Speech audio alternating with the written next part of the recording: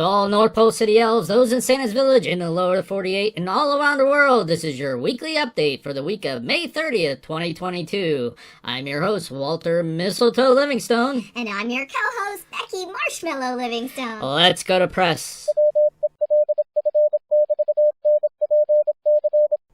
For the week of May 30th, 2022, your sponsor will be Jenna's Jams and Jellies, featuring her famous peppermint jelly and blueberry lemongrass jam at a 50% discount this week. Stop by and pick some up today. That's Jenna's Jams and Jellies, located at 845 Tinsel Avenue. Update from Santa's Village. Santa has given all of the workers in the workshop, warehouses, and factories the entire week off for rest and relaxation. Dr. Trinkelstein has reported a very large number of elves coming into the emergency room with heat exhaustion and sunburns due to the high temperatures and sunny weather at this year's picnic basket relay. Many elves were not able to come to work the following day due to really bad sunburns. Santa wants everyone to take a break, relax, and rest up. From the Department of Elfland Security, Edward Henkelmeyer has placed a large emergency order for extra medical supplies for Dr. Twinklestein's medical office. Doctor is running low on sunburn relief ointment and creams. The shipments should be arriving within the next couple of days. If you do run out, though, please stop by the greenhouse to pick up some aloe vera plants. The oils from the leaves of this plant can also be used to help with soothing sunburn. The doctor also recommends cool baths and showers and plenty of rest to help ease the pain. The division of WWWPR has continued to work on Mother Nature's webpage this past week by adding some more coloring page worksheets and adding a nature-related trivia challenge. Also, there were a couple of posts made by the Division of Forestry in reference to herbs, one of which discusses which herbs can help deal with heat, and another one discusses the medical-related benefits of the peppermint plant.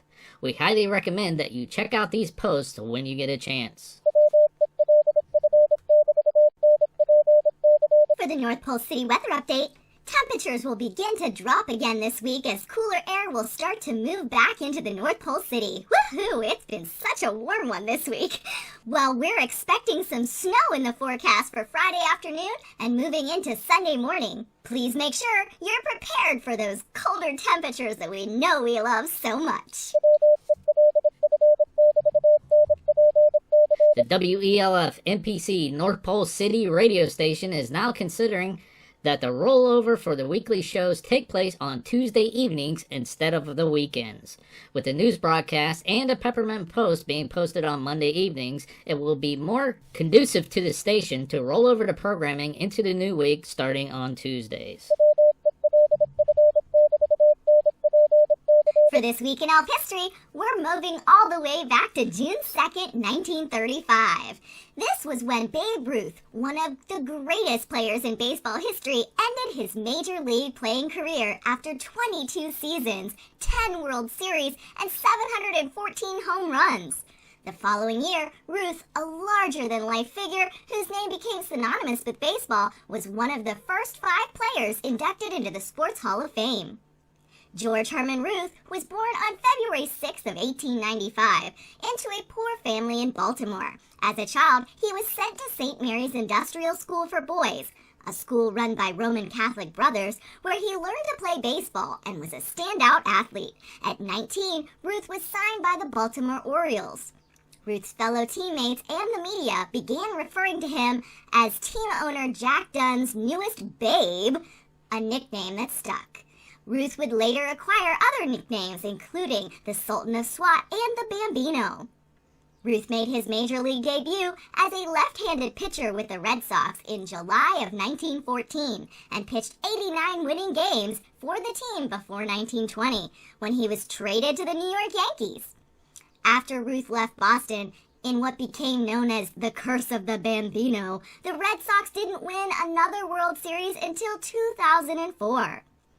In New York, Ruth's primary position changed to outfielder, and he led the Yankees to 7 American League pennants and 4 World Series victories. Ruth was a huge star in New York and attracted so many fans that the team was able to open a new stadium in 1923, Yankee Stadium, and it was dubbed the house that Ruth built. The Southpaw Slugger's final season in 1935 was with the Boston Braves. He had joined the Braves with the hope that he'd become the team's manager the next season. However, this dream never came to pass for a disappointed Ruth, who had a reputation for several vices.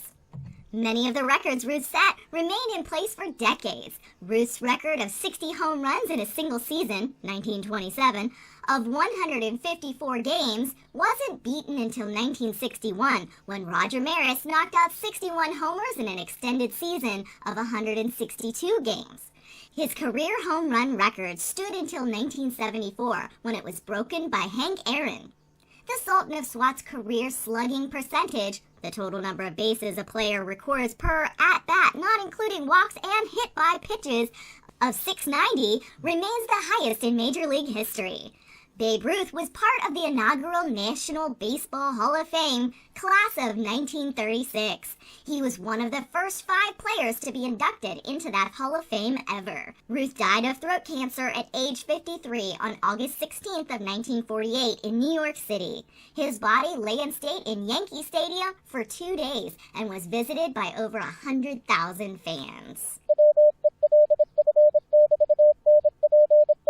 Representatives from the North Pole City Sports League attended a golf outing down in the lower 48 this past weekend. The golf outing was in Ohio and was to benefit a local elementary school there. They reported that the event was a great success and they enjoyed spending time with some of the elves in Ohio they have not seen in a while. They even got the TAOLF.com to sponsor one of the holes for the event, and the local elves were very grateful.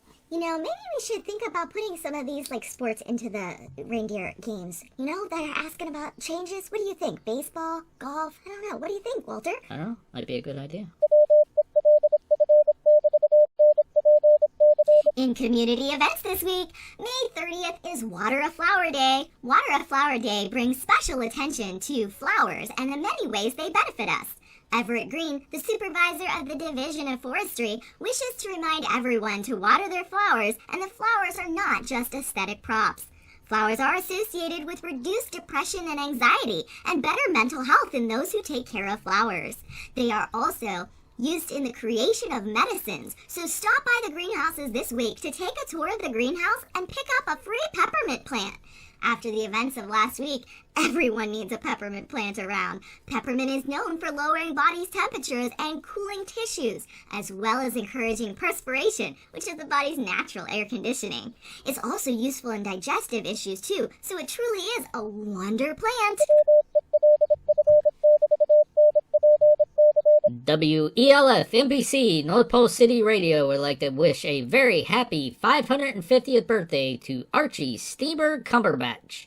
Archie has been the engineer for the Iron Reindeer steam engine now for almost 500 years and spends most of his time transferring elves around the tunnels of North Pole City. When you hear the whistle sound of the Iron Reindeer, that is probably Archie signaling his arrival or departure. We would like to wish you many more happy years.